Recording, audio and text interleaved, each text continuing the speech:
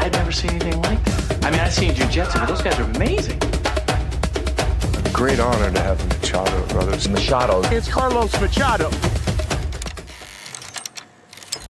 All right, everybody. Carlos Machado again for another episode with Coffee Time with Carlos Machado. I have here a dear friend. He has more than one qualification. He's also one of my black belts, one of the longest standing students of mine, and also my lawyer. He's the one that helped me fulfill my dream in regards to becoming an American citizen. He has helped several of my family members, and he's an amazing guy. So I know that people like to talk about immigration, like to talk about trends. So I said, you know what? Let me bring here an expert that's a dear person to me, and let's dish it out, all right? So I have here, let's cheer, Abogado Jaime Barron. Obrigado, mestre. Jaime, it has been an incredible journey since I met you. I'm going to go back into Decades. into time and dive into the beginnings, okay? And I'll let you complete after me. I'll just give you the trigger here on a particular episode. I taught a seminar in Texas, and you attended. Mm-hmm. And then I had an offer from Chuck Norris to come to Texas. And I received a call from you. Every day. Because you were not sure yet which college or university to pick. Mm-hmm. And your decision was hanging in the balance. If Carlos Machado is going to stay in Dallas, I'm going to pick SMU. You know, I remember you had that question. What was going through your head, and how much of an influence Jiu-Jitsu was for you to make that decision? Wow, Carlos, that's where you're going back into memory lane. So, you know, like every kid, when it started in the 80s and 90s, I'm like, you get in a fight and then it's traumatic. So I'm like, I have to learn how to defend myself. So I started training boxing in Brownsville, Texas. Mm-hmm. Then they opened an Aikido school. And Steven Seagal was the man. Yeah. So I'm like, I want to be like Steven Seagal. So we started training Aikido. And then in 93, the UFC number 2, I saw it. And everybody's like, what is this thing called Jiu-Jitsu? You know, it's traumatic nationwide and everybody wants to learn from it. And then I bought some videos that they sold on VHS. And then I subscribed to Black Belt Magazine. And there in a tiny little print, it said, as a seminar with the Machado brothers in Austin, Texas. And I'm talking to you, maybe 1995, maybe 94. Mm-hmm. And I'm like, well, you know, I didn't know who the Machado brothers were. I just know Gracie and that they were related. I'm like, okay, let's go. And, you know, you're young and you're strong, and I knew how to box, and I was a brown belt in Aikido, and I'm like, let's see what I can learn. So then we go there, and there's like 60 other people, like black belts in karate and some wrestlers. And I remember Robert DeFranco was there, and yes. and James, a bunch of people. So then we went at it, and I'm like, oh my God, what is this thing? You tapped me like that in seconds. I remember an armbar. And I'm like, oh my God, I have to train this. I really now, like, I felt it. So, and it was dumb luck, you know, divine providence, you would call it, that I was about to graduate from my business degree. And I had applied to law school. I had applied to 14 law schools. And they were based in every city that had a jiu-jitsu academy: Utah, Los Angeles, New York. Really? And every law school I could think of in Dallas. So I applied to 14 law schools. And UT and Austin accepted me, Houston, St. Mary's and San Antonio, and SMU. And then I ask you, are you sure, Carlos? And, you know, you can't control that. You know, maybe you get hired, maybe Chuck Norris doesn't want it. And you're like, yes. And I'm like, okay. So, you know, God will provide. And I moved in August. Mm-hmm. And so that's what I would call you like every week. Hey, Carlos, are you sure you're moving? Carlos, are you sure you're moving? And so, yeah, I made my decision to go to law school absolutely based on jiu-jitsu, and especially, you know, to train with you, because you're the creme de la creme, the best of the best, and you still are. So, yeah, it was the best decision I ever made, because it allowed me. I always tell people that it allowed me to train jiu-jitsu and then go to law school at the same time. So it was a very hard time for me. You know, you're broke, you're a student, and I still remember that you helped me out. You know, you would buy lunch and you gave me a discount and a monthly fee for because I was absolutely broke, living on loans. So yeah, that's how it started. And you know, since '95, I've been training with you. That's incredible, man. Long time. So for people who don't know, I came to Texas, moving to Dallas, on October of '95, and you were here maybe a few months before you said August. So I guess Jaime had a bit of anxiety, like, okay, I'm here already. I already made my decision. God knows if something happens and he doesn't come, I'm gonna be left hanging.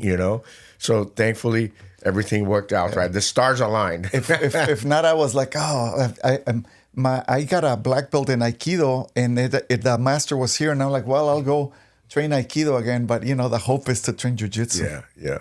Well, I'll tell you what, what a start. So, and the thing is, people, they may not be aware how everything started, right? So Chuck Norris, he made sure that I had a place to start, and I didn't have to do much.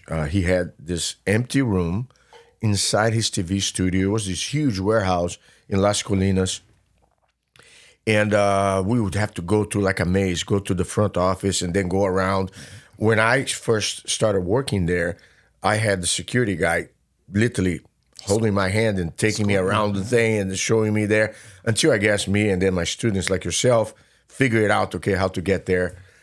And I remember we had a desk, a phone, and this wrestling mat square. No wall mats. Everything was like, and that's pretty much how we started, right? Yeah. Every single day, I still remember the security guard. It was a young Hispanic guy. Yeah. And first he wouldn't trust us and walk us in. And then he would see us there every time he says, the Ray. And it was a little room. You had a desk and you would train, you would give class, and then you would answer the phone. Yeah. And then if you were busy, you tell one of us, hey, answer the phone. Yeah. I mean, I still remember the phone number. Yeah. And people were like, are you open? Did he move? Is he here? And I still remember those calls, and we would just train like crazy until you're like, okay, guys, we have to go. And then I think you opened once classes in the morning, and you would make us run outside. Yeah. I still remember that. Mm-hmm. And then I remember there was a ring very close to where we were training. And sometimes we would peek because I remember that scene where Chuck Norris would train in the ring, and the security guards are like, hey, go back into the mat. So it was great times. I remember it. Yeah. So for people who don't know, the early runs in the morning, I took my students to a competition where it was the first competition they ever did, and it was like a wake-up call. Everybody was not yet in the shape they needed to be, and the training didn't have enough time. It was kind of like somewhat just putting the foot in the water. And after I saw the overall results, I said, let me do like a little boot camp here for these guys. So I'm not sure how often we did that, if it was 3 times a week. I think about 3 times. Yeah. But they would start at 6 a.m., running for 3 miles as fast as you could, do sprints towards the end, a bunch of sprints, then get into the gym. And it was more about training, not so much about just doing techniques. It was a little bit technique and a lot of roll. So, and I didn't have a time limit on my classes because the way I was raised in Brazil, let's say if the class started at 6, you go for 2 hours. Yep. There was no such a thing as an end time. Some people may have walked out earlier or not. So for those who participated and you were there in the beginning, you had to go through the whole thing. But I think it was a magic time. Oh, yeah. Because every single one of you guys, it was something new, and I think it really forged a lifelong bond. Because a lot of the names that you mentioned, they're still in good standing and very close. All my students from that time, whether they're training with me or anywhere else, because time happens, life happens, they spread out. But it still created such a strong bond because it was the very first group in the very beginning. What a magic time, right? Yeah, no, it was... For me, I did everything around that training. I think in those days you had classes maybe 3 times a week. I don't remember. So everything I did was around that. Like, if I had a job, I'm like, I can't work these hours and this and that because it was fabulous when you're young, you're strong, and the only thing you need is food to pay rent and, to eat a hamburger once a day. But everything was about jiu-jitsu, the discipline. So, thanks to you and your teaching, everything I have is based on the discipline you taught. Mm-hmm. So it was fabulous. I still, sometimes I close my eyes. I remember that's 30 years ago and beautiful times. Absolutely. Time flies, right? Yeah. Time flies. Time flies. Amazing. I was 21, I remember. Incredible, man. Yeah. So, Chuck Norris, he was, like I said, a very generous guy, good friend. Did you have any interactions with him or got to see him? I once saw him in the hallway. That's it. Yeah. Do you remember, though, we had a red light? Yes. That when that thing lit, I had to teach mute. Yeah, I remember. I couldn't make noise, and because people start to complain that I was making noise, and then they would film right next door. Do you remember the set with the boxing slamming ring? in the walls? Yeah. Yeah. Man, crazy, right? We had some. Finally, I put wall mats on that thing. The security guard would come in and say, "Guys, shh." I still remember it. Yeah, yeah. So, and then, of course, things evolved.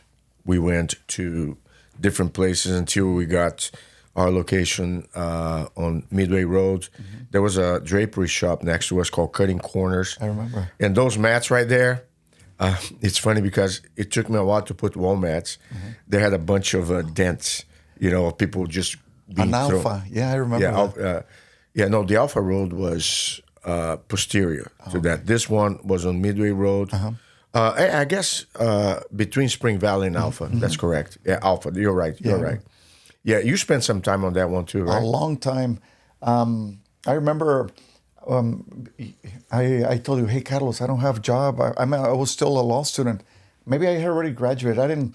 But I didn't have a job." He's like, "Carlos, can I help you with something? Do anything." So I remember you told me, here's a check for the rent. Go pay it at the landlord's office. Mm-hmm. And so I just needed to feel useful. So I remember, and you were teaching some technique that we had to slam the guy against the wall and then kind of space him out and then hook and bring him down. Yeah. And the guys next door started getting angry because of the slamming, and they would slam back the door, and we were just laughing. Yeah. I remember that one. Then sometimes the AC didn't work, and we had to open the doors outside and to the back. It's good memories. Yeah. I had one time, I think it was Andy Koppel and Rafael Lovato Jr. They were rolling, and the side door, it would go straight into the outside where it was no parking. It was just a drive-through area, and cars were just driving back and forth. Yeah, I remember. I was like, man, these guys are going to get run over. And I remember both of them went through the door and fell on the pavement. And luckily, no cars were around at that time. Good times, man. I really miss those times because I didn't know exactly what I was doing in terms of running the business. Yeah, it's hard. It was 100% passion. Mm-hmm. I was there. I loved teaching. I wanted to have you guys for as long as I could on the mat, and we didn't hold back. You know what I'm saying? Like Travis Luter would show up and say, "Who am I going to take out today?" Yeah. Then we had Tim Burrell, who was like those two guys going at each other. It was almost like a spectacle. You would stop and look. Super tough. And they were some of the toughest black belts I had, and they wouldn't hold back. Yeah. I was like, man. They would just keep going. I remember seeing them go at it. Yeah. Travis was so hard. You couldn't tap him, absolutely.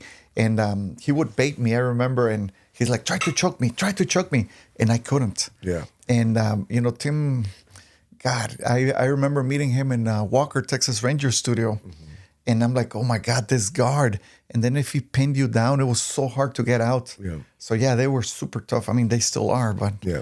Well, he had a wrestling background. Yeah. He was also black belt in karate. Most of those guys, as you know, the thing about that was unique is we didn't have any jiu-jitsu guys joining the gym in the beginning because there was not enough time for any of those guys to train. And I think my school was kind of like the first flag post of jiu-jitsu that was with an instructor that had my rank teaching out there. Of course, today is a hub, one of the hubs in the United States. But going back to and that's one thing that people a lot of times talk about, the influence of martial arts, and in particular jiu-jitsu in people's lives. You already come, I picture you as like a nerd when it comes to martial arts, because you had the Steven Seagal. You talked about the influence of actors like Chuck Norris. How many people joined martial arts just because of the impact that Chuck Norris had on them on the screen? Absolutely. Just watching all those shows. And he was also established karate champion. So quite a few people. You watched the UFC and you saw the skinny guy, Royce Gracie, going against giants. That's the other thing that people don't realize at those times. I almost feel like it's like the old West. Yeah. You know, jiu-jitsu was thrown into the picture in a way that gunslinger style. You know, let's shoot it out and see who stays standing at the end. And that's pretty much what the UFC was. But going back to this whole, recap here,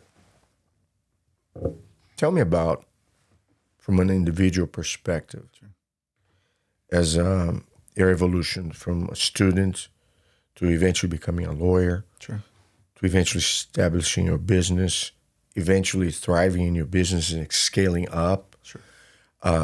Your family relationships and all relationships with everybody else. How much of an impact and influence? And you already stated that jiu-jitsu had on you to mold you as a person and help orchestrate how your world became manifest. I mean, I grew up since 16 training, boxing and Aikido and whatever I could find. And I mean, jiu-jitsu for me is the cream of the crop. The soft art that basically you can do until you get really old. The discipline it taught me, the ability to trust myself. You're young and I'm an immigrant and you're insecure and I still have an accent and you doubt yourself and, you don't come from a rich background. And I'm like, what am I going to do with myself? And many people, when they're young, being immigrant or being native born, doesn't matter. You're lost. And, I was living in the border. And as people know, the border is not the easiest. A lot of fights, a lot of, if you wanted to go into crime, you could go. If you wanted to be a good guy and follow the law, it was difficult. It was challenging in the border. And you needed an outlet for a young person. So, when I discovered jiu-jitsu and I'm like, oh, wow, I have an opportunity to go to school and go to law school, and it just keeps you centered. As of now, I wish I could train more, but jiu-jitsu is always in the back of my head. I always have my bag in the trunk of my car every single day. My belt, some flip-flops, an extra rash guard, and the gi just in case. And it just gives you discipline. For the parents that they have an energetic kid or somebody who lacks confidence, the ability to train and suddenly, you're fighting somebody who's 80 pounds heavier. Maybe you win, maybe you don't, but it's you face the challenge. So jiu-jitsu really helps you confronting a challenge. I go to trial and I'm nervous. Everybody's nervous. But I can't show nervousness because I have to defend my client. I know the law. I know what to do. I know what to tell the judge. But you're always nervous. And you're always thinking, well, if I can fight somebody who's 100 pounds heavier, another black belt, and survive, I can confront this judge and hopefully win the case for my client. So it builds self-confidence. And, since I've been doing it for so long, maybe you take it for granted, but the discipline, the respect, the courtesy. What can happen in a street fight, so you avoid it. You're more chill. Rarely do you see really aggressive people that know how to fight. It's usually people that don't know how to fight that, road rage and stuff like that. So it brings you peace of mind. And I always remember, I love the translation in Portuguese of arte suave, the soft art, relax, peace and love, just train, be dead tired, go to work, take care of your family. So, for me, jiu-jitsu builds self-confidence. And all the younger generation, because, we get older, I tell them, look, it's nice, soccer and swimming, but do jiu-jitsu. Everybody needs to learn how to defend themselves. And jiu-jitsu is soft. So it's a beautiful thing. And I encourage everybody to work out and, jiu-jitsu for me was a lifesaver. For a lot of business people, also on the stress relief aspect, because you have different stages in life. You're younger and more competitive. You got that drive. You can go harder, get the intensity. But let's say you are plus 35, 40. You're established. You're a surgeon. You're a professional, a lawyer, whatever it is. You want to have a good practice, a good workout, be accomplished technically. But you want to come back the next day and be able to do your work at your office, or even come back for more practice without having your body resenting it. You know what I'm saying? So I think there's a lifestyle component. Absolutely. I have a good friend of mine, one of the black belts that trains with one of my black belts, Todd Nelson. He's out in Austin. He talks about old man jiu-jitsu, how do you create that longevity aspect. So throughout the years, for me, I take that dearly because I want to see that group that I had years back still active on the mat and adapting and adjusting, like you said, on maintaining that as a component of their lifestyle. Let me tell you a funny story. I remember one of your classes a couple of years ago, your brother John was teaching. And I think one of his sons, maybe in those days, he was like a purple belt, 20 maybe. And I'm like 40 something. Yeah. And he just goes at it. Like that guy was super conditioned. And we just start rolling and rolling. And we look like one of those cartoons of Snoopy fighting another dog. We just ta, ta, ta, ta, ta. And then time. And I'm like, and the other guys, thank you very much. Very respectful. He leaves. And John was watching me. He's like, the difference now between 20 and 40, huh?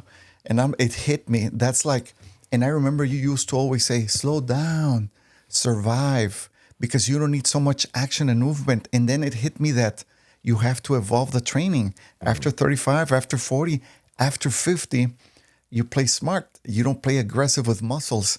It was a fascinating lesson your brother taught me that day. Yeah. And then it's the same philosophy you've always mentioned. Yeah, usually the strategy is always on the pace. Yeah. If I can keep a slower pace while I keep you in a higher pace, that's the sweet spot. So you mold your training to try to get to that, because that can mitigate to a certain extent the age gap. If you go against somebody who has a lot more physicality and energy and stamina, of course, if the guy has a lot of skill sets, it becomes somewhat of a survival game. Okay, let's see how long I can hang on with this person before I get caught on anything, or how much work I can give that person before I exhaust myself. Yes. I always recommend people to use the strap for the heart rate and just keep the app on so you can see what zone you're kind of going in terms of intensity. They talk about the green zone, the orange zone and the red zone. If you start to stay in the red for too long, that's a bad deal. So slow down a little bit and see how long you can kind of get your heartbeat where it needs to be, depending, of course, upon what's possible. But it's a good start because it kind of disciplines you to be aware of how much effort you put at every given time. Yeah, after that lesson, I started getting into better shape. And when I got a young gun, you slow down and make him, push and shove and carry you. And hopefully then you hear him, you're just waiting for the, and then you start attacking. And I learned that from you. You wait for us. And I don't know if you're listening for us when we start gassing out and then you start increasing. And I still remember your little shake that you grab him and instead of pushing him, you just shake people and you have to move and then boom, you flip us somehow and damn, it's game over after that. So yeah, there's always different things that you can use. After you stay on the mat long enough, you start to fine tune. It's like a puzzle that you figure out things as you go. We need to learn all your secrets, guys. Yeah. Well, I'm still sharing as much as I can. As a matter of fact, besides the school that Marco Santos have on track to open at your building, which I'm very excited about it. I have now no excuse. I have this match here, which is 5 minutes away from my academy. And a lot of times for my clients, private or even when I'm doing research, I like to use my private mats so I can kind of maybe I'll use you as one of my training partners. I'm Give you my happy to schedule, and I say, you're going to be my dummy for a session? Huh? I'm happy to be the dummy of the master. So no All right, problem. man. Oh, hey, I'm going to talk to you about that after we're done. Okay, so, yeah, the thing too, I feel when I look at you, I follow, everything that happens with you, even when, life happens. Let's say you get your office, you start to work, you get overwhelmed in the beginning with all the different challenges of running your business in the early stage, and then you kind of build up from there. And then you come to a point where you have a lot of people working for you now. You have multiple offices in which you operate. Sure. But I remember that guy, the young guy that came from Brownsville, calling me on the phone and then starting, you're up and coming as a student. Some months, you had it rough, and how you built yourself up.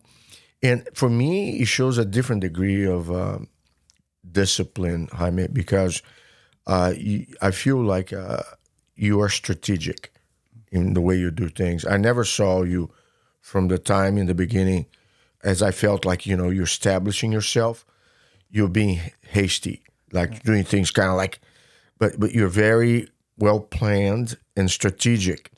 So I'd like to pick your brains a little bit on your business strategy, because I know, not to disclose more than necessary, but I know you also like to invest in real estate. Oh, yeah. It's not unusual that the buildings that you have, you own them in your offices. Sure.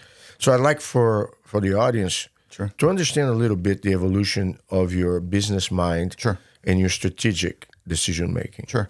My undergrad is business management, and then I went to law school here at Southern Methodist. And since day one, because I'm bilingual, it became easier to flow into immigration law. Then I started a nonprofit, and I loved what I did to defend, protect, help people, advise them. And it was so much fun. So it became my second love. I remember that nonprofit, I had 2 jiu-jitsu shirts, 2. And I would wear one once a week because it was more informal. So after that, the nonprofit where I used to work, I went bankrupt. So first I learned about bankruptcy, how to fail, and they ran out of money. So then I started my own office in 2000. And by good fortune, there was a change of presidency between President Bush, President Clinton. And whenever there's politics involved, they changed the law. Not for good, not for bad, just a change. And, people are like, what do I do now? So that allowed me to grow my business because people were seeking lawyers, especially bilingual immigration lawyers. But, the saying, careful what you wish for. Thank God I was very popular. So I ended up working about 80 to 90 hours a week. I would wake up at 6 or 7 a.m., be in the office at 8 a.m., and then I would not leave until the last client left, which usually was 6 or 7. And I would always look at my clock. If I don't leave by 5:30, I will not make it to jiu-jitsu. I was working in downtown. In those days, you were probably somewhere around here, North Dallas. And so it was horrible. That's where I started missing a lot of classes. I was a purple belt, I remember. But, I kept working and working and working and working. And I started in a little room, just in an executive suite. And after that, I had so many clients that they kicked us out of the building. And so on a Sunday, I had to carry all my stuff and move to a little area in a really ghetto place because that's all I could afford. And I was there for about 8 years. And then, thanks to the SBA program, I was able to borrow money to buy my first little office. And I had some savings. And then that 2008 economic crisis fell through. So there was, nationwide, they were shutting businesses. Nationwide, they were selling. It was a fire sale to, everybody was selling a lot of commercial real estate. So I'm like, oh my God, I've never bought anything. I had bought a little office, and then I bought this bigger office. It was a 30,000 square foot building. And I'm like, I'll just go at it. So risk taking, it's like jiu-jitsu. You risk a position. Sometimes you win, sometimes you lose. But you have to risk and experiment. So we bought that building. And I realized that it's better to be my own landlord, fix it however I want it. And it's better to pay a mortgage than to pay rent. In the long term, it's a lot cheaper. So then I'm like, wow, we can do this. So then a couple of years later, we bought the same we have an office in Fort Worth. If people are driving through the stockyards, you'll see the sign over there on 20th and, I've seen it. and North Main. Yeah. It's really popular. And it's in a corner. And then after that, I'm like, well, this formula works. So we saved money for the down payment, and we bought another one and another one and another one and another one. And go ahead, Carlos. Sorry. So not only in Texas, right? You bought nationwide. Now we're nationwide. So I started the law firm, Jaime Barron PC Professional Corporation, in 2000. And then right now we're opening our 13th location. So we have now 7 offices in Dallas, Fort Worth, and we own our buildings. Then we expanded to Seattle, Washington, 2 offices in Washington, D.C. We opened in San Antonio in November, and then we acquired another law firm in Los Angeles. We're going to be over there by Sunset Boulevard. You probably know that area well. I do. And then next month, we're opening in El Paso. So it's been fascinating. Now we have 40 attorneys, about 200 staff. And I still practice law a lot, but I'm the founder, the CEO. So it's very operational also. And now it becomes like a leadership, management, mentorship. I like to think of the attitude of servant leadership, where how can I help you be the best you can? And I have, attorneys that are amazing between all of us. I have 27 years experience now as an immigration attorney. I'm board certified here in Texas. And we have a total of 300 years of experience between all the attorneys. And I love what I do. It's hard. It's very political, pro or against, but it's always been very political. And it's been challenging. Right now in the political climate, I've gotten death threats. I've gotten like, you should be deported, you criminal. And it's very polarizing, what I do, sadly.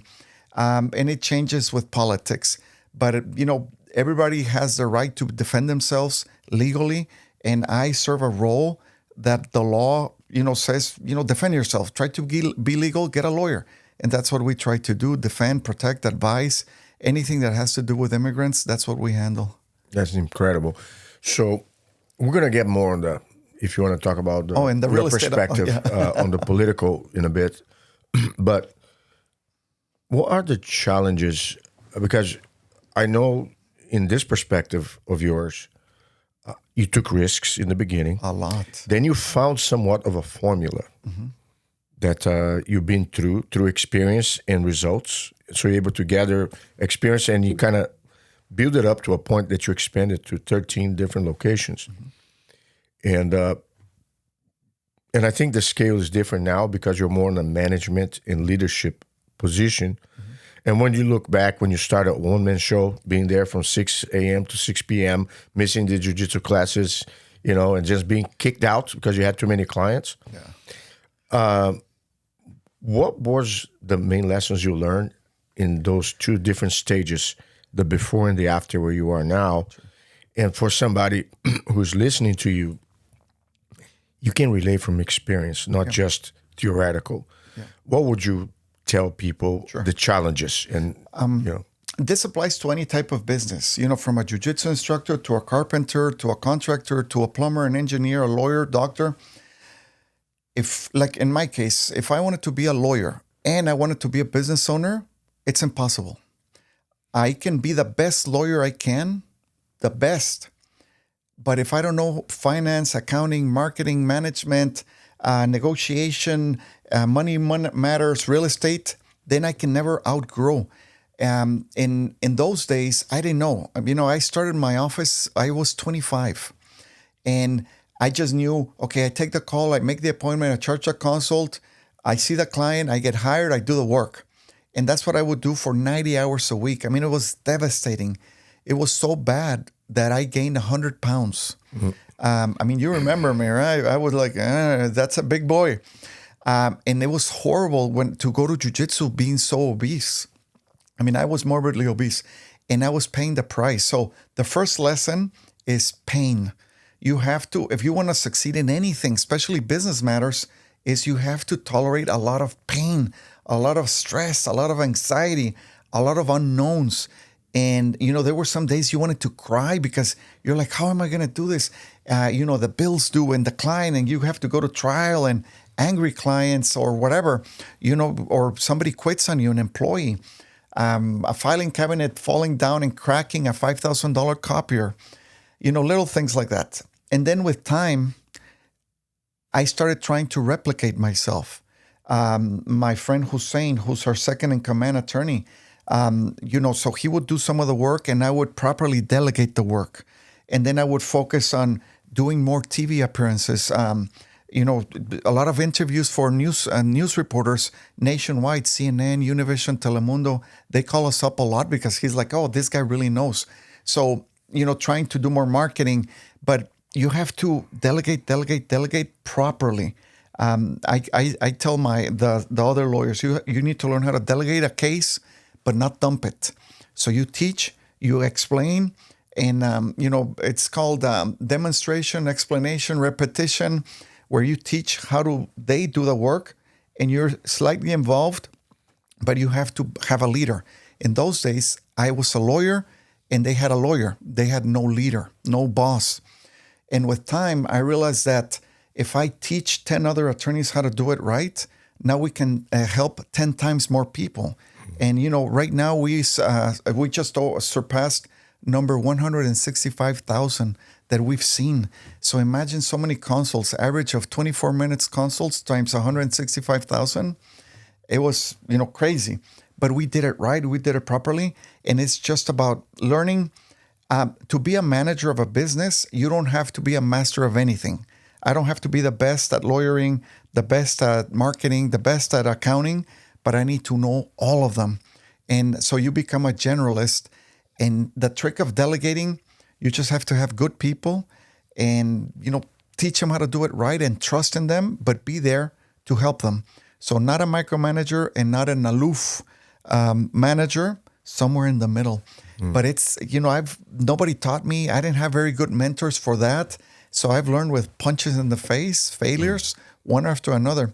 And, the young people, I tell them, look, it's okay to fail, but it's not okay to give up. It's okay to stop and rest, learn, okay, what did I do wrong? Listen, and then try again. And it's okay to make another mistake, but not the same mistake. So that's we have a whole onboarding process for all the lawyers. We get baby lawyers, recent grads, and others who are grizzled, but they need to have better habits. So it's been fascinating, but you have to let go of the baby, trust that the baby can take care of themselves. And then, you just play the odds. Everybody stays and little by little start growing the business, but a lot of risk. At any moment, we can fail. Mm-hmm. Yeah. There's always circumstances, either internal or external. Yeah. So, the change in the law for me, immigration law is the second law that changes the most after tax law. Like right now, under this current administration, I know every Friday there's going to be a massive change of something. And it's constant. And then there's a lawsuit, they stop it, they reverse it. And it's been like crazy. In the previous administration, the same. And then the next administration. So we have to live with constant pain of change. Because at any moment, something can happen that we fail to. Yeah. So are you the one that does most of the hiring and firing decisions, or you have an HR? We have HR and we have a COO, Chief Operations Officer. So depending on the level of hire, for example, right now we're hiring attorneys for El Paso. So since I get involved with the hiring of the top, the lawyers and the senior paralegals or senior front desk or reception team. But we have managers like a reception manager and a paralegal senior manager, and then a lawyer who's the chief legal officer, and they're involved mainly. And sometimes I get involved in the second interview for the key positions. And I have to be aware and give the last blessing, especially for key positions. So you work more on the higher level. Yes. So I trust my team that they hire, like, for example, the reception team, the front desk team, the call center team. We have two managers that deal with that, and they recommend, okay, I like this person because, she talks a lot, and we need people that know how to socialize. And we don't like this guy because he's very quiet and reserved. Well, we don't want that for front desk people. And I trust them. Okay, do you vouch for this person? You like them? Yes. Okay, go for it. And then the COO or the HR negotiate salary and benefits and stuff like that. Interesting. Do they do personality tests by any chance, or is not something that you? We have certain questions we ask them for reception, for paralegals, for administrative staff, for attorneys, but it's not like a mental quiz. It's just the same questions, to see how they answer. Like for lawyering, but it applies for any businesses. Tell me a horrible client. How do you dealt with it? We've had people that shout and threaten and get almost violent, because nobody's happy to see a lawyer. Everybody, if you have to see a lawyer, you have a serious problem and it's going to cost you and something's not going to work out. And that's the mentality. And I understand it, so we have to do a lot of training on how to be calm, how to be professional. If they insult you, they cuss you out, they've said racist remarks against me and against the staff, and we have to remain professional. Mm-hmm. So it's a lot of training, but we want to see the type of personality. So the first thing you want to hire is, do I like this person? I don't care if they're the best of the best, but do I like this person?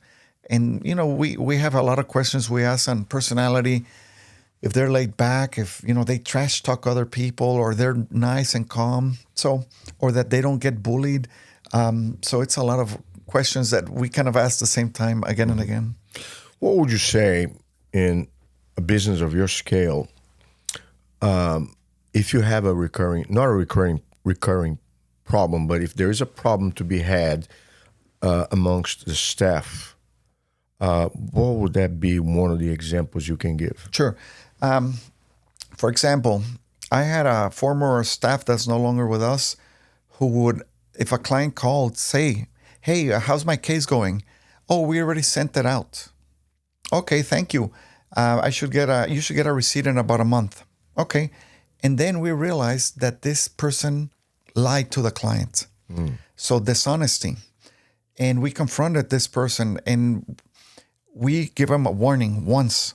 Look, I realize that sometimes people are afraid of confrontation, and you should have sent this case last Friday, but you didn't. And it was easier for you to avoid the fight with a client and just say, I sent it, but you didn't. So we never, ever lie to the clients. So we're going to give you one chance to correct it. Call the client. And if she refuses, then we get the lawyer to call the client to apologize. Hey, misunderstanding, I apologize. We didn't send the case, but I'm going to take care of it. I'm going to personally send it on Monday. So this person avoided the confrontation, and then we found out that she did it one more time. And then in that case, she gave the resignation because she just couldn't confront it. And a lot of people get defensive and refuse to learn and refuse to listen. Where, I've been doing this 27 years. I've seen hundreds of people, thousands of clients. I know what we should do, and we should always work with honor. So we try to eliminate anybody who's dramatic, toxic, and worst of all, dishonest. We had once another paralegal steal a money order for a client. A client, an innocent client, very, very trusting, gave us a blank money order of like $750 to pay government fees. And we have a procedure. A supervisor has to come in, sign off that we received it, immediately fill it out and put it in a safe. There's a protocol. But this paralegal, the client pulled it out, gave it to them, no receipt. The client trusted the paralegal. And then we realized that, we're asking for the client, where's the money order to pay it? He's like, I already gave it to you. So then we found out that this paralegal had cashed the money order. And so we immediately confronted the person. We had a copy of the money order that was paid out to her. So we fired her on the spot. And then we explained to the client that we apologize.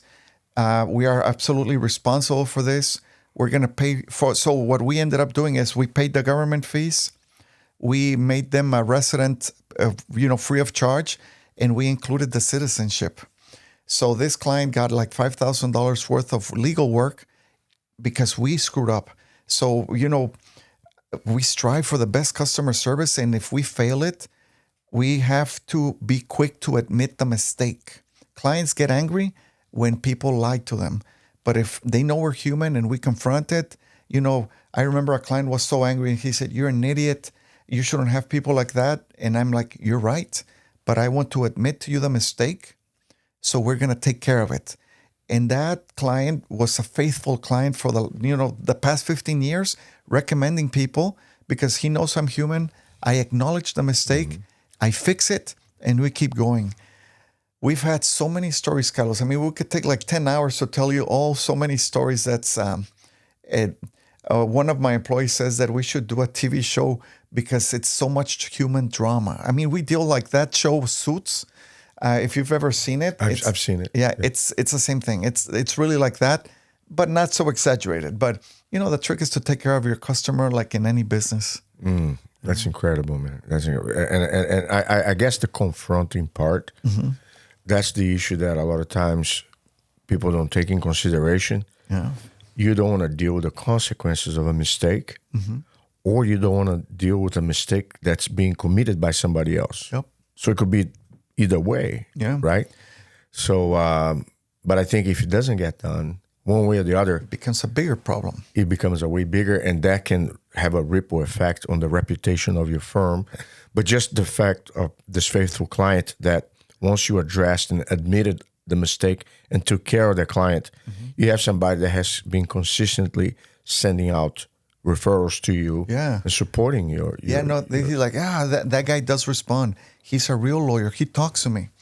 Like doctors have bedside manners, they call it. Lawyers or other business owners have desk side manners. And a lot of people, sadly, my profession as a lawyer and doctors, they call it the God syndrome, where we think as lawyers that we're God's gift to earth, that we're so valuable, so important, but we're not. There's a factory of law students, that 100,000 new lawyers pop up every year.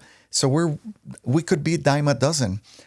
And the key is, like any other business, is customer service. And I thank my dad for this because I call it old school Mexican, where, the waiters treat you a little bit better. They're quicker to respond. They smile, they joke. And my dad taught me that you have to provide the best customer service. It doesn't matter if they're rich, they're poor, any ethnicity, sexual preference, religion, race, we don't care. And it's shooting for always doing the best possible customer service. And this guy realized it. A lot of lawyers have egos. They think they're the best of the best, but they suck at customer service. And I think one of our successes is just to really be a nice person overall, in humility, dignity, and respect, And you learn that in Jiu-Jitsu, where you get so much humbled, like your motto, leave your ego at the door. I translated it to humility, humbleness, and respect. So the transition is beautiful because, Jiu-Jitsu, you can have an ego, you get crushed in the mat by a 20-year-old, 100 pounds lighter than you. And that creates humility if you let it. And so that translates to beautiful business also. You mentioned something here that struck, and I see the correlation with the mats in Jiu-Jitsu. One thing that I have always been adamant, and you've been in my mats for so many years. I know them well. There's no prerequisite or criteria in terms of preferences, gender, ideologies, or anything. Literally, all we care about there is we are there to help each other out and make each other grow. Yeah. You know what I'm saying? What happens outside the mat? But I do think, though, one thing, because I have different views than some people, I usually don't talk about politics and religion in my business. Me neither. Because it is, although on this podcast, the guests are allowed to express their views to whichever degree they feel comfortable. But one of the things is peaceful coexistence to the highest degree. For instance, and I can see people of different faith, different religion, different political views. Man, when they're on the mat, they don't ever talk about that. They're, hey, good job, you did this. They help each other out. So it's like a growth mindset. And I think it's, I always say in the macrocosm, perfect utopia. If everybody used the jiu-jitsu philosophy on a larger scale in other areas of their lives, there'll be a lot more ground for understanding than not. Don't you agree? Yeah, it's we have more things in common than not. I'll tell you a funny story. I won't mention names, but a lot of police officers, a lot of law enforcement, a lot of soldiers they train jiu-jitsu. And some people might have questionable backgrounds. So we were in a class, and I don't know if you remember, I hope you don't, but you made us split I think I know where you're going. In a group of 3 people. And one of them was a police officer, and the other guy had a criminal history, let's say. And there's an ankle monitor. And so he pulls me aside, the police officer. He's like, "Is that an ankle monitor?" And I'm like, "Yep."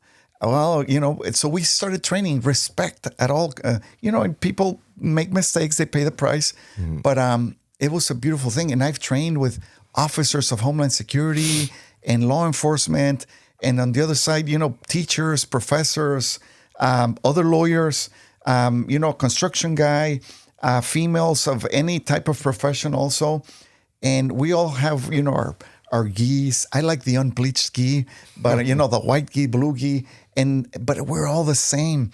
I've done business with a lot of people that are students. They call me, "Hey, I have a guy who's an immigration lawyer." Boom. Or I know that guy who's... a doctor or a construction guy. I needed, it was funny. What did I need the other day? A structural engineer. And I'm like, does anybody know a structural engineer? And Mr. Craycraft over there with Marcio, "Hey, call me. So we hired him, and they helped us to do a report because a car had crashed into our office. And it was fascinating because we do business with each other. And it's like Fight Club, I trust this guy because we gotten in fights, and there's something that builds trust. And I love jiu-jitsu because it's not like other martial arts where, you can do your katas and kicks and punches, but you don't know if it works. Yeah. In jiu-jitsu, you prove it in the mat. Yeah. So, you bring me to memory. I always bring, you probably remember him, Nate Hanks. He's a brown belt now. he's a great guy. Great guy. I saw him the great other day. personality. Yeah. I was at a World Cup game with him not long ago.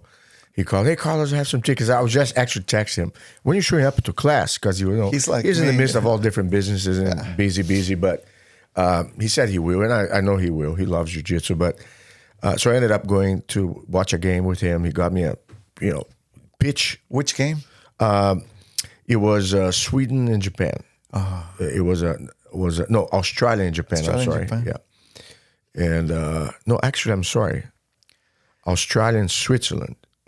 And they went to the penalty shootout, and Australia lost.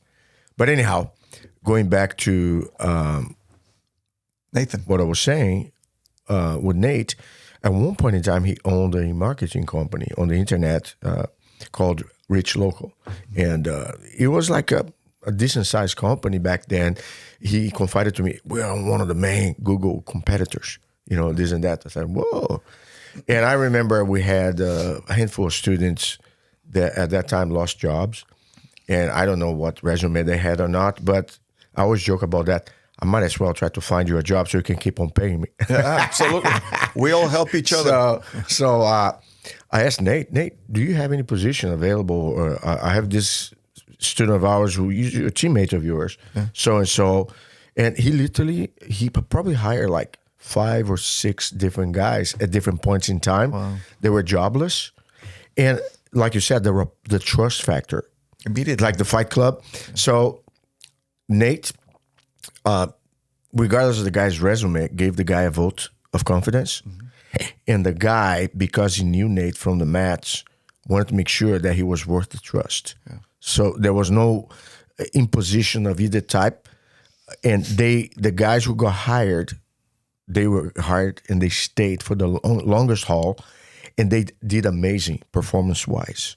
One of them actually, Nate, at one point in time sold his business, and one of the students who he still remained as part of the business and reached top-level management position. He climbed the ladder, and I'm not sure if he's still there today, but it just proves a point where the network value inside a school Incredible. is literally overlooked often. And I actually do not take that for granted in every aspect. You know what you should do, Carlos, is you should put a directory. No, I will. So we all know who does what. I already have that kind of like in the making. Yeah, But yeah, it's a club that has many type of memberships, Absolutely. possibilities. I remember when you talked about the beginning of your business, being a lawyer, having your office, you had to pay rent, but you started with buying the buildings. I remember McDonald's. People talk about it's not a burger shop; it's a real estate business, right? Ray Kroc started the whole. I'm not sure if that was a story that you heard already, or what inspired you. And are you to whatever you want to disclaim? Are you every single office that you have your law firms spread out, the 13 so far? They all business. You own the real estate as well. Out of 13, we own 11. Okay. Yeah, just in the DC area we lease because it's a market I don't know for real estate. So the second round we'll probably buy, but for now, that's the only place we have leases. Okay. So why don't we talk a little bit about your real estate savvy? Sure. Because a lot of people, I have students of mine, quite a few, they are involved in real estate. But sometimes it gets volatile. Oof. And what I've seen a lot of times is people there exclusively, though, on real estate. Because you have a law firm, and you also have real estate, the ground where you operate your law firm. You are the landlord. But for some of these guys, they don't have liquid assets. They have, the asset, but they can't, with the cash flow, depending on how the market fluctuates, sometimes they get stuck in that situation where I have the asset, but I don't have the cash. And so let's dive into that. Sure. What's your perspective and your strategic thinking? Sure. And you're doing primarily commercial, I assume. Correct. Okay. So, everything starts small. My parents divorced when I was 19, and my mom has never worked a day in her life after getting divorced. So I asked my mom, how do you survive? And what she did is in the separation, she kept one property and she built these little offices so she would live off the rents. And that's how she helped me a lot. My dad was sick in those days and my mom helped me a lot during law school. So I learned that through real estate, there's potential, to do something. So then I was 28. I wasn't that young for this, but at 28, I bought my little house. And then the broker told me, hey, they're selling the house next to you. Do you want to buy it? Maybe you can rent it. And I'm like, sure. And, this is 23 years ago when prices in Dallas were reasonable. $100,000, I remember. But it doesn't have air conditioning. So you have to put this and that. I'm like, okay. So I bought I haggled like $80,000. And then I spent about $5,000 in air conditioning. So now it has air conditioning. So then I'll put it up for lease and make some rental income. And then I was working 90 hours a week as a lawyer. And they're like, hey, can you show me the house? Can you show me the house? And I didn't know how to do this. So I was so tired. I told the broker, look, just sell it. And immediately somebody said, okay, I'll give you $100,000 or 105 or something like that. So I made a profit of $20,000. But a friend of mine told me, don't touch the money. Do a 1031. And I'm like, what's a 1031? So I researched it, and it's the ability to defer taxes. So instead of paying, $20,000, a third in taxes, you have to find another property, identify it within 45 days, and, I'll put all that money in. So one day if I sell that other property, then I have to pay taxes. So I'm like, what do I do? So I had a buddy of mine at the same time who was a waiter and then became a broker. But he told me, I only do commercial. Do you want to see something? Yeah, sure. Maybe an office, a second office. So we're looking and driving every weekend for years. I would just drive around all of DFW to find real estate, a little for sale sign, anything I could find. So we found this little office, like 2,000 square feet in Irving, O'Connor, in very close to the Irving Police Department. I'm like, this is a great location for my office.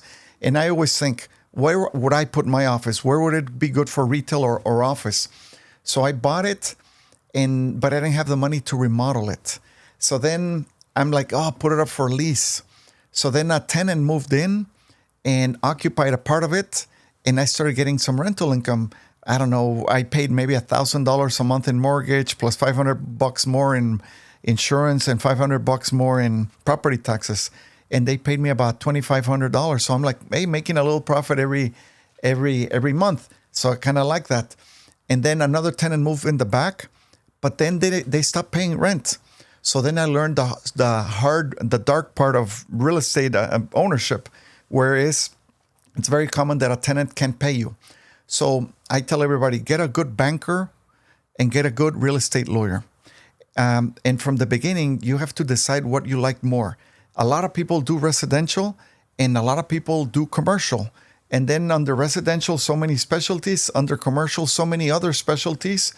And with years, my formula is I buy an office, but a little building. But first I have to see if it's something I would use. If I like it, if I could see myself here, then I'll go for it. And we have maybe 15 buildings. Out of those, we occupy 11, but I always buy more than what I need to lease out the difference. So, we have a government agency in one and a publishing company in another one, lawyers in others that are tenants. So a part of the mortgage gets paid by the tenants. And then we, as a law firm, pay rent to the mortgage owner, which is me. So it recycles the money. And I don't see a lot of people want to make money out of real estate. I don't. I want to survive it and let it grow. And maybe one day it's my retirement plan. I just sold a property. I sold it for 5 times what I paid for, but I had to sustain it 19 years. And with that big chunk of money, we buy the property in Los Angeles.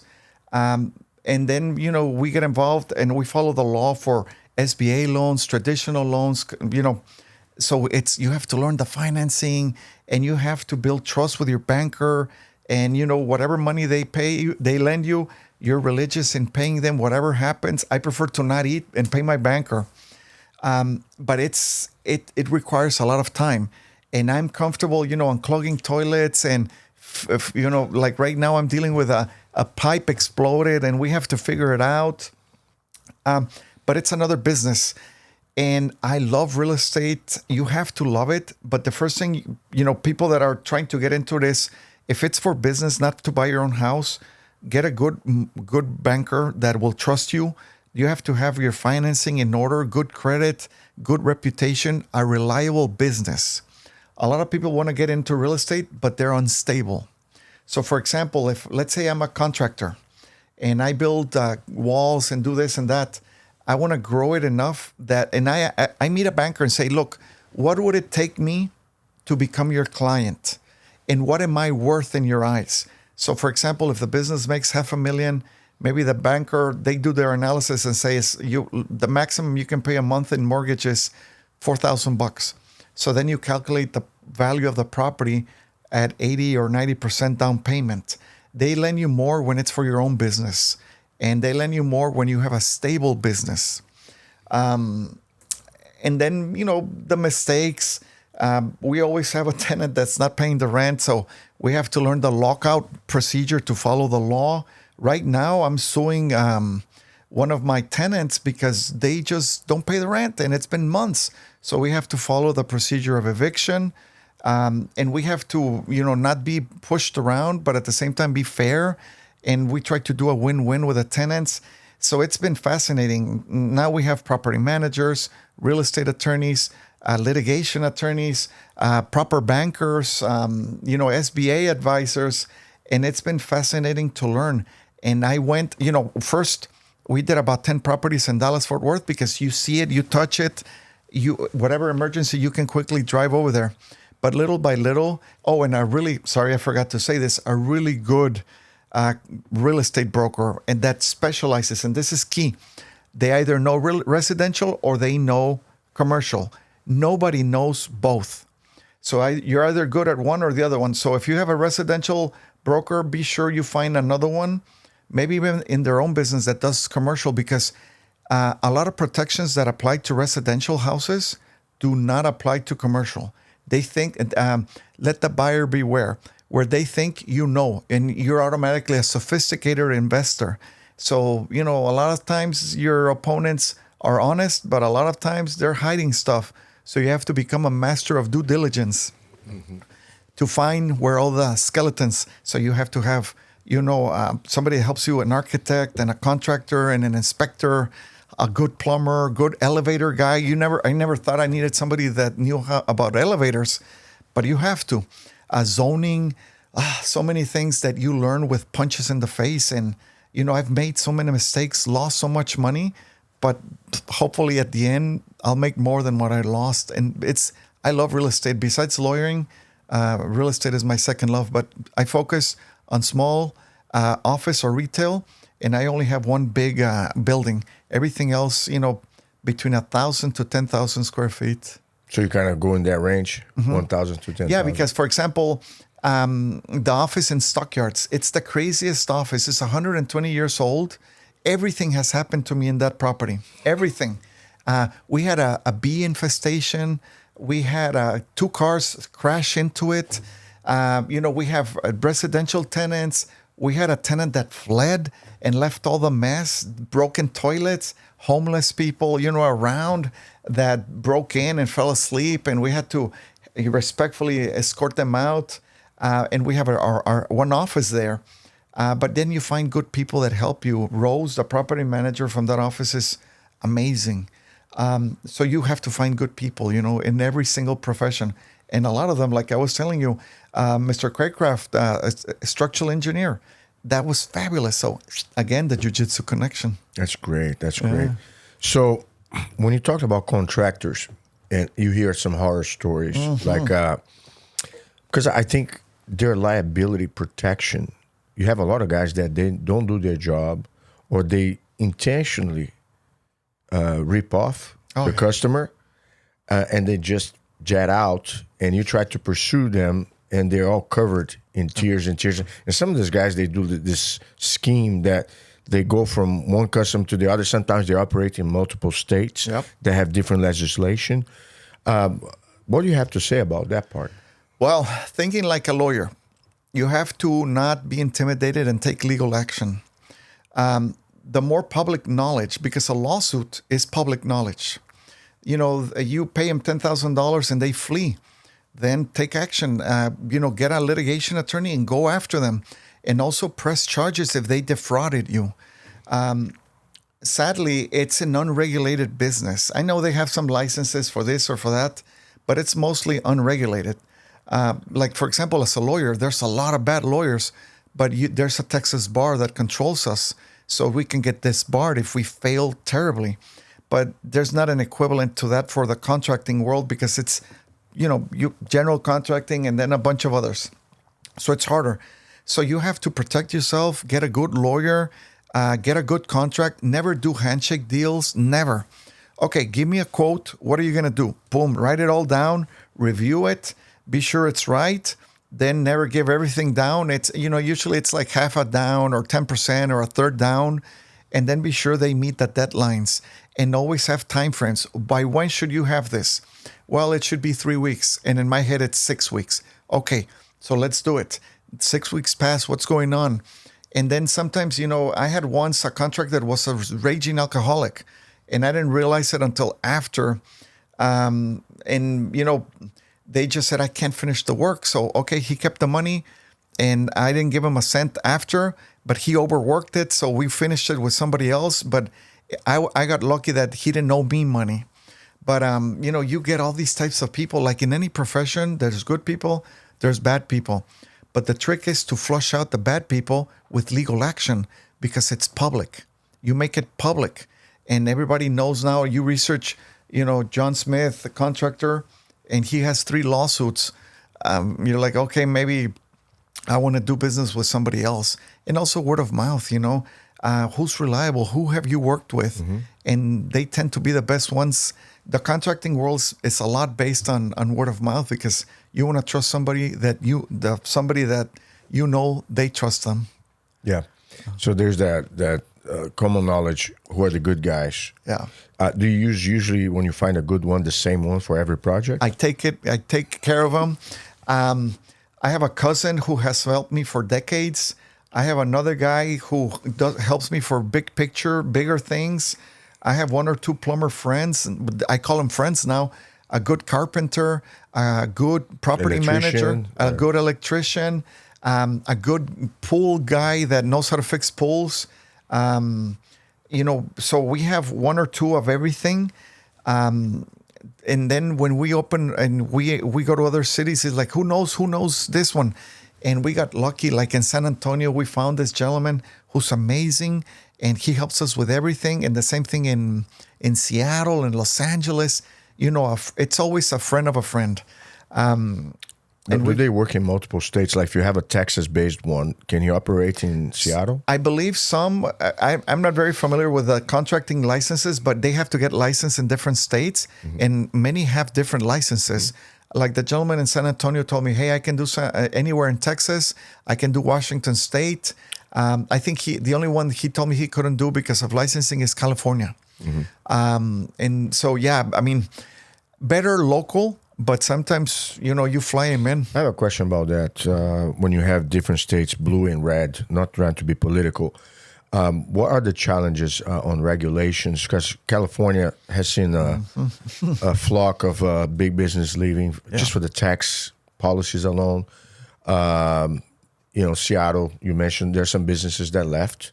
Some of those I'm not sure if it was the crime situation, like Walmart and Target were relocating. I think they left San Francisco.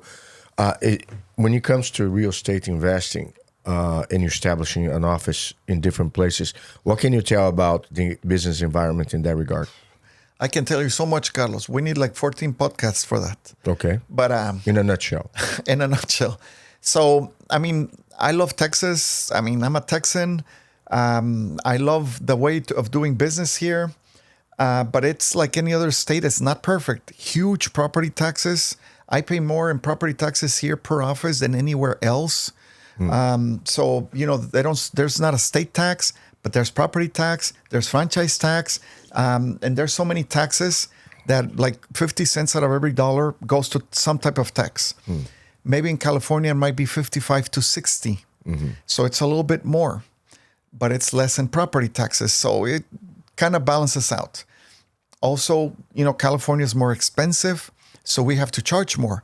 The client is used to paying more. So everything, goes kind of hand in hand. It's more expensive to do business in California, definitely, in the real estate and the law practice, but there's a lot more clients. I mean, Texas is huge, but we have no idea how California, it's massively bigger.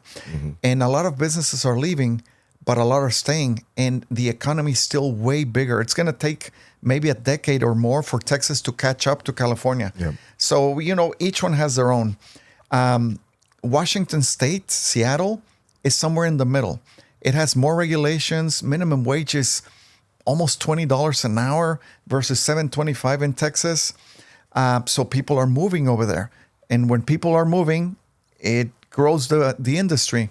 So, you have Seattle, North Seattle, Yakima, other places that are immigrant dependent. So it creates more business. So it's been fascinating. Virginia, I think it's one of the most bureaucratic, conflicting, complex ways to do business because there's a lot more taxes. But sometimes bureaucracy eliminates competition because a lot of people don't want to go where it's hard. But we have to remember that where you make the money, it's after the pain, after the hardest steps. So I love Texas, and this is my home base until the day I die. But there's businesses that can thrive in other places where you eliminate competition because a lot of people don't know how to deal with bureaucracy. And there's a business in that. So even bureaucracy is good to eliminate the weaker competitors. Right. So yeah, that's an interesting perspective. Yeah, I mean, we've have to dealt with Washington, D.C., Maryland, Virginia, Washington State, and California, and Texas, and they're all it's like doing business in different countries. And now I was looking into New York, and oh my God, New York blew me away, even worse than California. But there's a reason there's 10 million people in a tiny little island. So whenever, in a nutshell, where you see pain and barriers, that's where the business is, because 90% of your competitors are like, oh, it's too hard, I'll go this way. And you go through that way where nobody else wants to go, and that's where the business is. That's interesting. Real estate is not easy. Law practice is horribly difficult, but somehow we thrive from the desert, That's incredible. I really like the perspective, because from previous people I spoke to, they say, "Oh no, forget California, because forget it's hard." So you look for challenges. If you have barriers, that means okay, I have less competition. That's and a good they have way to those look at barriers it. too. Yeah, exactly. So you cut them, and we're growing. We're going from a 3,000 square foot office in Los Angeles to a 15,000 square foot office, and we're going to provide a bunch of legal services and do community events, and then you start beating the competition, because I'm like. I wake up every day. I wake up like this and I go, okay, what's going to fail, break, or threaten today? Because I know that. So like in the morning, in the break, a pipe bust in the Irving location. Okay, well, I call the property manager, the plumber, and I know something's going to happen in Los Angeles and something in Seattle. And you just learn to live with pain. And it's like living with a broken arm, that you adapt. And exactly, oh no, California, oh, Washington, oh, why are you going to those states? It's a counterbalance. There's business everywhere. So if everybody's coming here, it's called the contrarian method. If everybody goes right, you go left. If everybody goes straight, you go back. If everybody's selling, you're buying. And the best, the crisis of 2008 was the best example. There was this building, 35,000 square feet, and they wanted $2 million for it. And I'm like, oh my God, $2 million. And I sold it years later, and I know that building is about $8 million now. I wish I would have kept it. But you do business when the times are hard, there's business. When the times are easy, then there's business. We have to figure everything out. So I tell people, like, bureaucracy can be your friend, because remember, the other guy is also struggling with it. Yeah. I guess you bring to mind most of the greatest fortunes in the world happened in moments of crisis. Exactly. Because at the same time, there's the challenge, there's also the opportunity, like the Great Depression, the big world wars and stuff like that, So, yeah, exactly. 9/11, internet bubble, what is it, Black Friday, or the one in 93 and 88, Yeah. the COVID, everything that is a disaster that we don't wish it on anybody. You have to be like the Navigate. fisherman. Yeah, looking where the fish go. Yeah, that's incredible. I really like your perspective. Okay, so I'm going to kind of change gears a real bit now and talk about more questions that I've seen on an updated, trend. And let's talk about the H-1B visas, okay?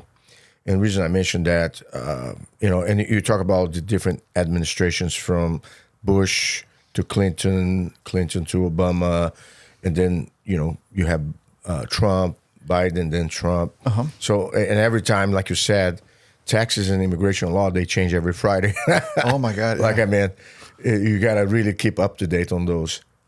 But that's one point that a lot of times when people talk about unfair competition, because sometimes there's a degree of ease in how easily those visas are dispersed and how manipulated sometimes the credentials of the people that are acquiring those visas, Sure. based upon whatever process is taken out. And so some recent, I guess, trends have happened in that some of those have become harder to get. Yes. For those reasons. I don't know what your perspective is and how much you deal with those. Sure. Yeah, we deal with those a lot. We deal from every type of visa, all the professional visas, investor visas. We do deportation defense. We deal with the consulates, humanitarian crime victim visas, family visas, so everything. But H-1B, for example, is a professional specialty occupation visa. Typical, human that gets that is somebody like an engineer who has a job offer. Usually it's a very highly paid job. And it's urban legend, like, oh, you do that because you can get them for cheaper. And it's not true. Usually you end up paying the same or more for somebody under an H-1B visa because they have to follow the law. And there's a process where the tables of how much you have to pay them. And if you pay them under that, then it's illegal, unlawful, and it's a violation of I don't know how many laws. So it's an urban legend. Now, can they be exploited? Absolutely. There's criminal organizations that falsely put people, they falsify education, they falsify the identity of this person. The resumes. And then they bring them to exploit them. So they promise them, I don't know, $100,000, and they pay him $50,000. And somebody like a headhunter recruiter illegally is keeping so much money from them. And so the immigrant himself, they're the exploited. They're the tool. There's criminal organizations that usually figure out a way to exploit, the consumer and the immigrant. So the immigrant, remember this, is not the enemy. It's the mafias and the organizations that exploit the immigrants that end up creating a mess. The U.S. is, they used to call it, and I remember I saw this in an interview with Bill Gates on TV once, that he said that the United States steals the brains. Mm-hmm. The United States is the best of the best because of many things. Homegrown industriousness, mighty military, a booming economy. But at the same time, the ability to acquire the best of the best in every single profession. I mean, thank God you immigrated to the U.S. instead of going to France or Spain or Argentina. But you came to the U.S. because you said as an immigrant, and with respect, I use you as an example, that you're the best at what you do at your profession, because Jiu-Jitsu, being a professor, is a profession. And thank God you came to the U.S.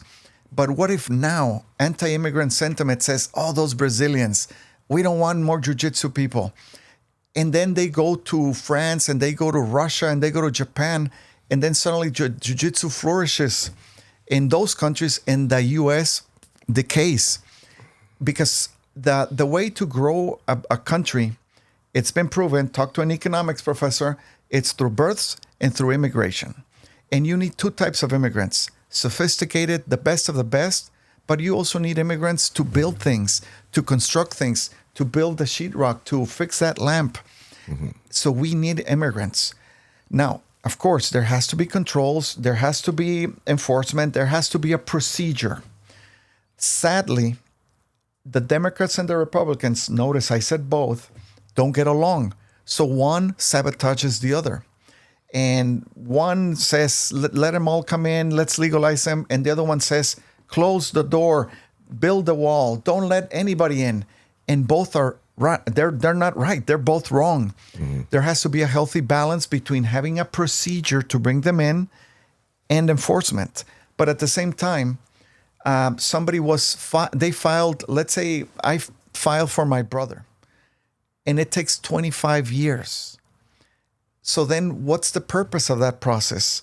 Or I need this guy who's really hardworking, Jose. Can I just file paperwork for him? No, you can't. They have to, and then, the anti-immigrant is they have to follow the rules and back of the line. But what if back of the line is 14 years? And he's already here. He already has a wife and kids. The kid maybe is in the military, serving the nation.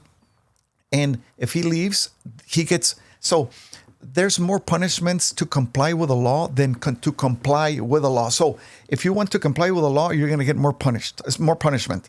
You have to leave the country and be barred for 10 years, and maybe you come back.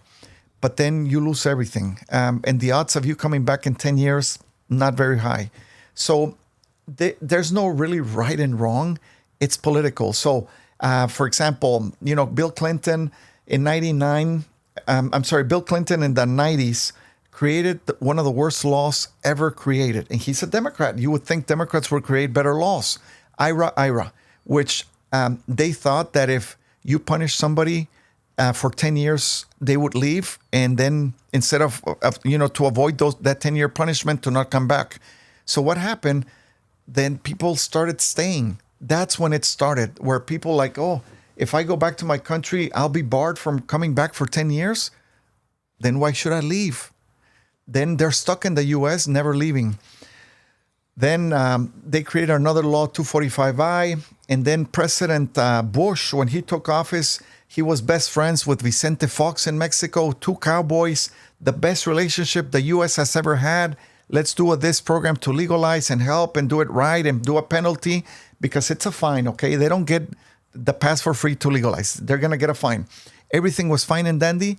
Boom, 9/11 hits. Then everything goes down the trash.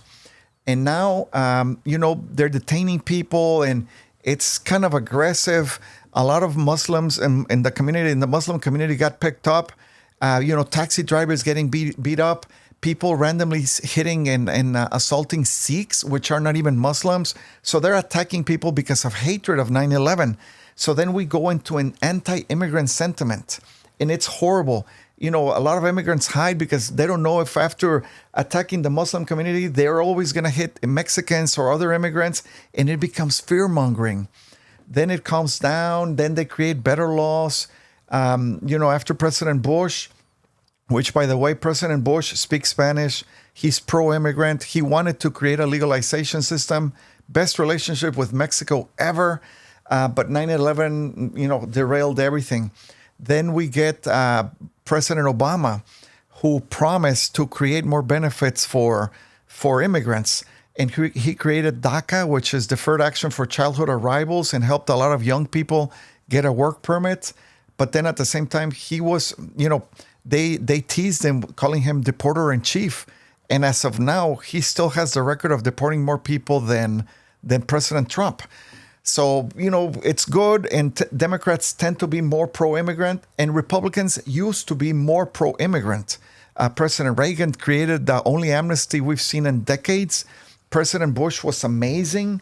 And then, we had President Trump, who, due to fear-mongering, saying that, we don't know who's entering the border. They could be rapists. They could be this and that. And he was referring to Mexicans. So every Mexican, being legal or not, we took offense because he basically insulted a whole ethnicity. And somebody who's not an immigrant will not understand that.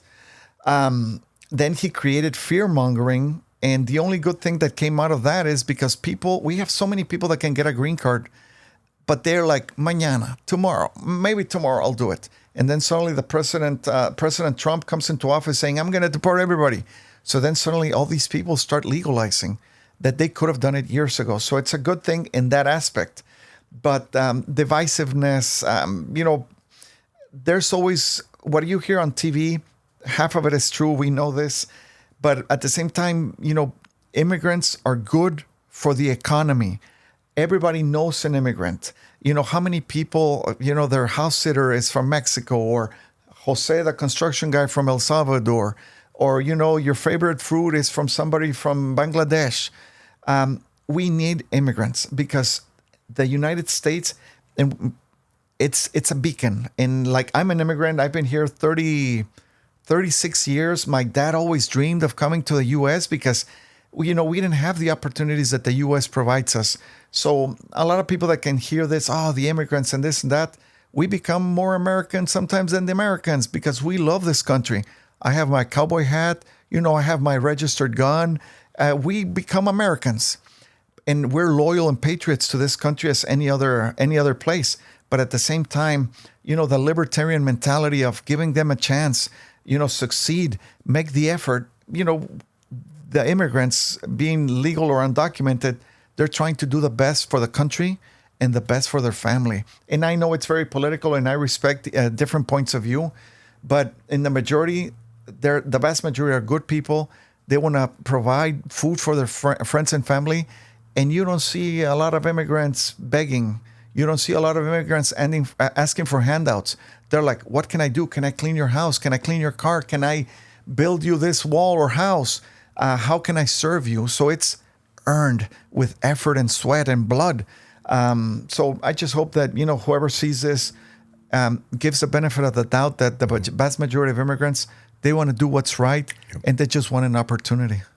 Well, I think there are a lot of points that you're making that have merit, and of course, you always have the disputes on And the of different, course, and it's a good views. conversation. Yeah. I think, and this is beyond Republican or Democrat, conservative or liberal.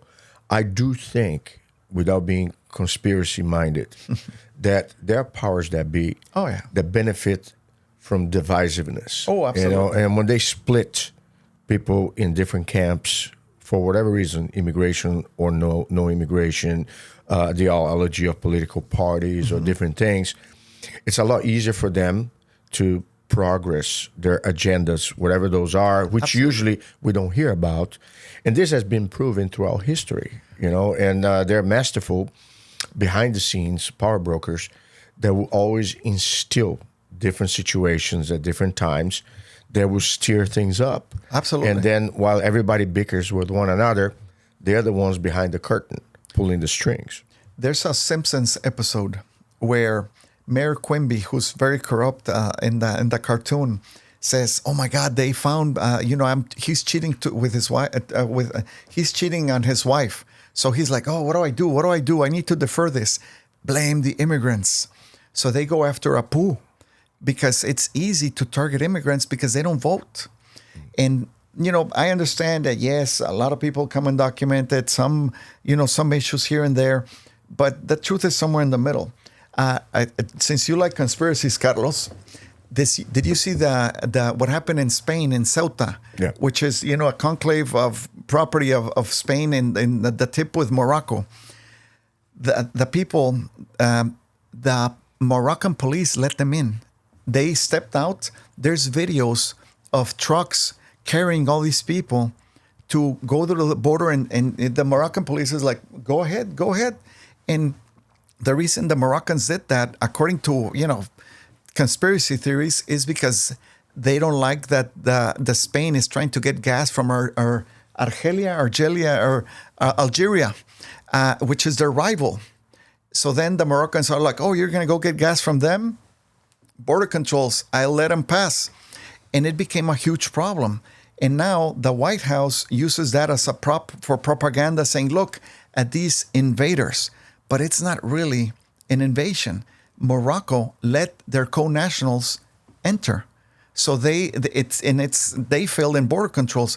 So it's sad because neighbor against neighbor, And Spain responded quickly, humanely, and then they escorted them back. Like 95% of them already back in Morocco. But the immigration movement, it is political, because if I'm a Republican, I want the Democrats to look weak with border control. But if I'm a Democrat, I want the Republicans to look inhumane and look at those ICE things and the lack of training with ICE officers, blah, blah, blah. And sadly, we're so polarized. But the truth, I always tell people, is somewhere in the middle. We need immigrants, good people that are going to value. We don't want, Mexico, the U.S. to become Mexico. Mm-hmm. We want the U.S. to become the U.S. And people here tend to adapt. Mm-hmm. But we need to give them an opportunity. So, the truth is somewhere in the middle. I agree with you. One thing you mentioned, though, you talk about they're no voting, like they're not supposed to vote. Mm-hmm. And this is a hot topic because in many states, there's no voter ID that can actually verify if somebody is eligible or not for vote, or if this is an issue in itself. Like, let everybody vote as long as you live in that state and you're a resident, independent of your immigration status. Now, compared to other countries, and I'm not taking a side, I'm stating facts, you don't find many countries that's the case. Like, China, European countries, Russia, you name it, South American countries. Usually they tie up, if we're going to vote, depending on what position, there has to be a voter ID or at least proof that that person has the status that makes them eligible to vote. And then in recent, for instance, elections, like where they had the mayors in California, in LA, a gym card, a Costco card, or anything like that can be used. And in some poll stations, you're not allowed to ask for ID for people who are going to vote. So I think we're always trying to find a middle ground for those things. So if this is the case, then, and let's say if the Democrats in this case cater more towards the immigrants than the Republicans, wouldn't that be an unfair advantage when it comes to voting time? Sure. That a lot of people who may not be, let's say, qualified to vote, sure, they are not verified, so they can vote. I mean, now there are some, I guess, rosters of voters in different states, sure, that they revealed that quite a few votes, sure, have been proven that the people who voted didn't have the status to vote, sure, if voter ID is, sure, to be implemented. So I don't know, from sure, your perspective, how do you look at it? Well, for example, I vote every single time I vote. And every time I go, they ask me for my ID. And they run it. And You're in Texas. I'm in Texas. And there should be some type of identification. But to be registered to vote, they mark it, are you a citizen of the United States?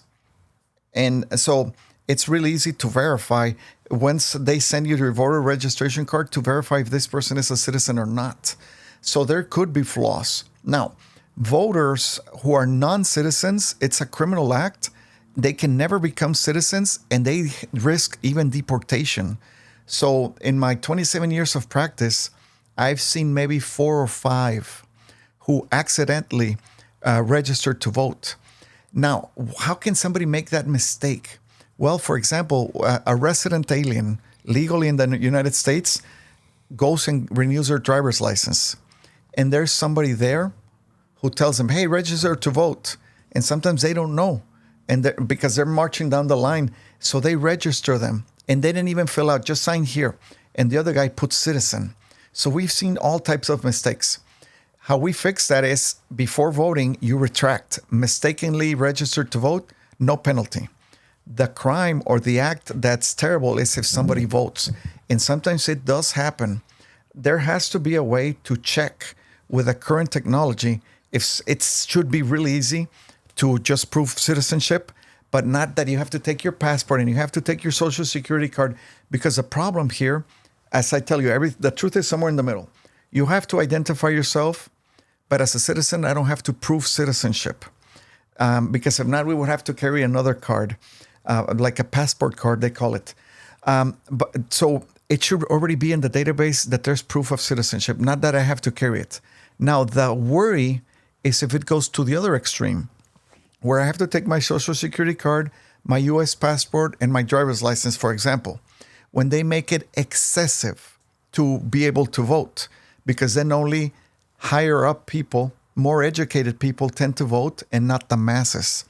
So there has to be a proper and healthy balance to properly identify that only U.S. citizens vote, but at the same time, not make it undue burdensome that people don't want to vote. Because, by itself, the U.S. has one of the lower voter turnouts in the whole world, because they don't force us to vote, and people are, they don't make it comfortable to go vote Saturday and Sunday, and you have to go sometimes during the week. So there has to be a balance of only U.S. citizens voting, but make it easy for everybody to vote who's a U.S. citizen. Well, I think you align with, you got to be a citizen to vote. Absolutely. It's illegal to not to vote if you're not a citizen. I think here the problem, whether there are mistakes or not, is Sure. the system in itself has flaws that can be exploited. And then it's not uncommon that you may see, in some counties or in some states, it is more prone for that to happen than not. Correct. Because they're too lax, or their system is just whoever is running it. Sure. Maybe doing that intentionally or not, and that's the gamble here. So we have the SAVE Act that's still under consideration, which I guess is going to make federally mandated for voter ID, and there's some sort of veiled implications in case some states deny to comply with, including mail-in ballots that are not going to be distributed by the U.S. Postal Office to those states that don't want to comply with. Because that's the other thing. I think we have here the beauty and the beast. Yeah. We have independence amongst the states, but at the same time, if there's one not compliant with merit or not, that can create a dissonance. Sure. And then you have the federal government trying to make sure the majority complies and those who don't, okay, there will be some implications. From your perspective, how do you look at this? The problem is that right now, if you're a liberal or even a moderate or even a centrist, everything that is being proposed by this administration is biased. I don't see it as something that's fair. Not that it's unfair by itself, but that there is a bias towards more people voting for one party than the other. And that's what's worrisome if it makes it more difficult for people that tend to, for example, in this case, that tend to vote Democrat. They're figuring it's the same problem as gerrymandering, where they change districts to concentrate voters for one party or the other. Mm-hmm. So Texas did it to make it more prone for people to vote Republican, and then California countered, making it the same for more people to vote Democrat. And it's terrible. Politics are terrible. I would not trust the SAVE Act. Any proposal by this administration right now, I would make it questionable until it's reviewed by a judge, and that the 50% of the people that voted are from the opposing party. Then it could be fair. But right now, I understand that the principle of having an ID for citizenship is good. That is not itself what I would oppose. What I would oppose is if it becomes too difficult for somebody who's uneducated but a citizen to be motivated to vote, or somebody who's disabled. You know, we have certain groups of minorities, immigrants, liberal-leaning professors, more highly educated people that tend to vote Democrat, to make it more difficult for that group to vote. So the thing is, how do we make it fair that I don't care what party you vote for, just be a citizen? And that's where the debate is. And we, as common people, will never see that deep interest of one party, trying to crush the other one. And that's what, people are fighting that. How do we know this is going to be fair? That anybody, I don't care what voter, you're a libertarian, a Democrat, a socialist, whatever, a Republican, that you can have your fair share at voting if you're a citizen. Well, I see your point. One thing, though, is that puzzles me is this, okay? Have you ever played the lottery? Mm-hmm. Okay. What happened, let's say Powerball, Monday, Wednesdays, and Saturdays, they release the results. You got all the 5 numbers plus the Powerball. Okay? How many people actually play that? It's probably more than people that vote. Yeah. You know? Absolutely. Right? And they can accurately display that. I understand an election is not the same thing as releasing a draw, with those certain amount of numbers. But just the fact that the technology, that at a single point in time, okay, at 10 p.m. on Saturday or any given day that we release the results, it's going to happen on the same day. We're going to have the whole count of every machine that prints out a ticket to somebody who places a bet. Special interest, Carlos. Yeah. So you have that now, and you said, and I'm not trying to contradict. It's okay if you contradict me. No, what I'm saying is this: you're okay that you got to be a citizen to vote. Absolutely. And then, if there are places that are not enforcing that, how can you make that happen? And I'm not talking about complicating, because if we have technology that can make things happen, I don't know what to say. We sound rockets, I guess, into space, and we cannot have a computer. It should be really easy to verify. So there has to be some power behind, and not try to be conspiracy theorist, that puts a halt into the ease in which we can have the results revealed at any given time at the same time.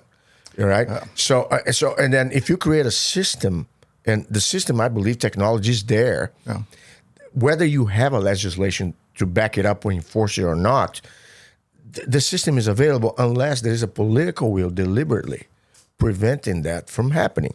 And like I said, do me if you do, do me if you don't. You pass the SAVE Act and you enforce the law and make sure voter ID is present at every poll station.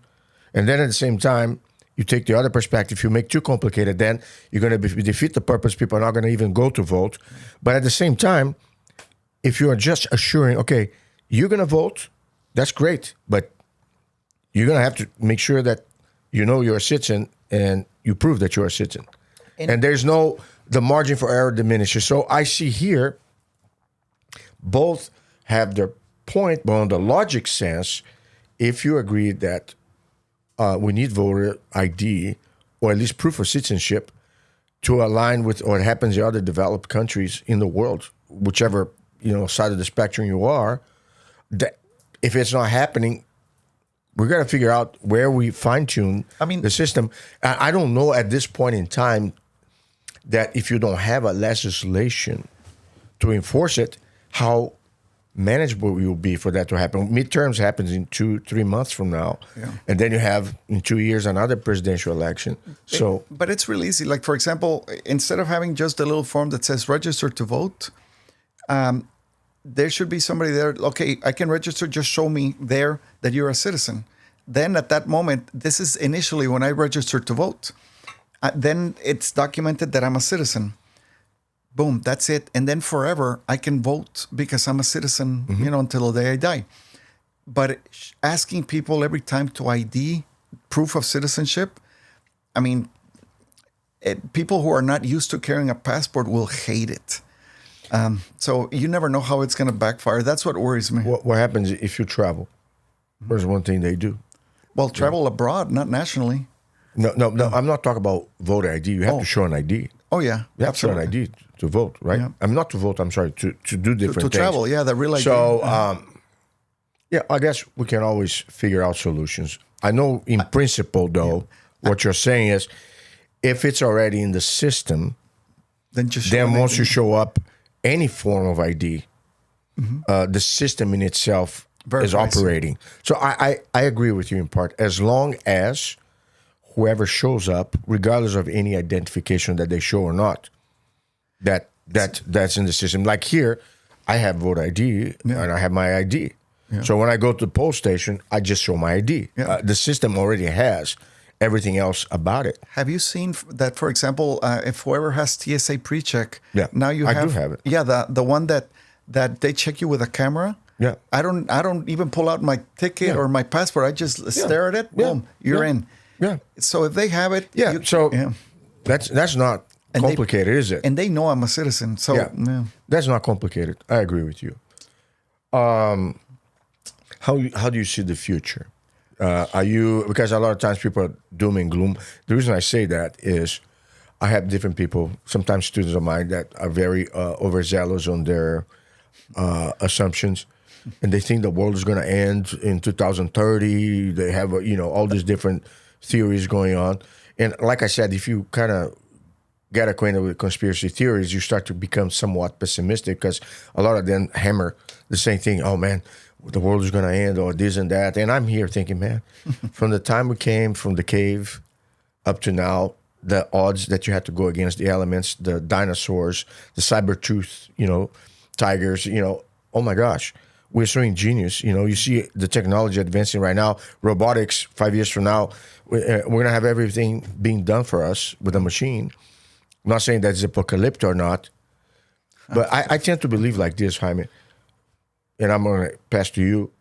You do your best at any given time because you don't have time to worry about if the world's going to end or not. It's not going to change anything about how you're going about your business. The same way when you go open an office in LA, you don't care if regulations are more strict in California. It's harder to do business because at the same time you feel where there's more barriers, there's less competition because not everybody's going to suck it up and go to the pain in order to make it happen. Yeah. So just give me your perspective in a nutshell on that one. Well, thinking like an immigrant, through all the pain, through all the displacement. Like I went to 5 high schools in 6 years. I moved 19 times from 0 to 20. So like I would move so much that you're like a nomad through failure and success and failure and success. I remember my dad always telling me, look, if you can reinvent yourself, it's going to be in the U.S. I as an immigrant, see the U.S. as a transformable creature. That whatever failures, we leave it public.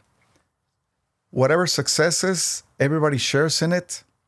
So I'm very positive. I'm pragmatic, but at the same time, I believe that the U.S. will eventually heal itself and become, again, the world leader. It will control inflation. It will create, again, stability, and it will create opportunity, because the U.S. is the strongest engine the planet has ever seen. China wants to be like it. Japan wants to be like it. The whole of Europe wants to be like it in the business sense, in the opportunity sense, hope. And I think I have high hopes that the U.S. will right its ship, will become a beacon of hope, and that we as immigrants and all, being, if you were born here, or like I say, I wasn't born here, but I got here as fast as I could, we all have hope that this country will become what it is, that it should be, the richest, more powerful, the best military, the best opportunities, the best education, where, we can, grow our families and make it the best. I have hopes for this country, and I truly believe that the U.S. will become a superpower, will remain a superpower for probably hundreds of years. Maybe we'll share the plate with China and maybe Japan or Germany, but the U.S. will remain a leader if we are able to get the politicians to get along and not one sabotage the other or talk bad about themselves. Bring decorum back to politics. Mm-hmm. I agree with you. Yep. The U.S. is already a superpower, and I believe it's going to remain for the foreseeable future, and is a beacon of hope and light for the entire mankind. Yeah. And in my study of history, from whatever degree I learned, there's no nation on earth that I've seen as the United States.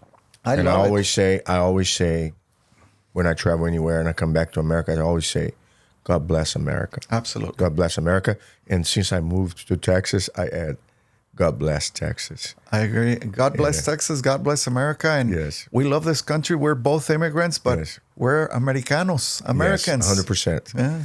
Yeah. I have to say it was a great pleasure talking to you, Jaime.